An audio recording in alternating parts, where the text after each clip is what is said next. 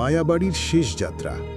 ঢাকা থেকে বহু দূরে রাত 2টায় এক জনশূন্য স্টেশনে নামলেন নতুন শিক্ষক অরুণেশ। গন্তব্য মায়াবাড়ি হাই স্কুল। একমাত্র রিকশাটির চালক মুখ না তুলেই অদ্ভুত ফ্যাঁসফ্যাঁসে গলায় তাকে তুলে নিল। রিকশা যত এগোয় অন্ধকার তত জমাট হয়, বাতাসে পোড়া গন্ধ, চারপাশ ভীষণ নীরব। অরুণেশ খেয়াল করলেন রিকশাটি শূন্যে ভাসছে, আর চালকের পা মাটিতে পড়ছে না। ভয়ে কাঁপা গলায় তিনি জিজ্ঞেস করলেন নীরবতার কারণ।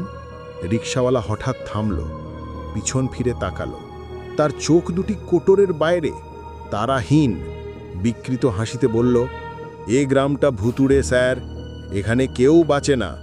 আর আপনার স্কুলটা, ওটা বহু বছর আগে আগুনে পুড়ে শ্মশান হয়ে গেছে। শিক্ষক ছাত্ররা আজও নতুন শিকার খোঁজে। অরুণেশের সামনে তখন শ্মশানের পোড়া ভিগে আর এক বিশাল বটগাছ। রিকশাওয়ালার হাতে শুকনো রক্তের ছাপ।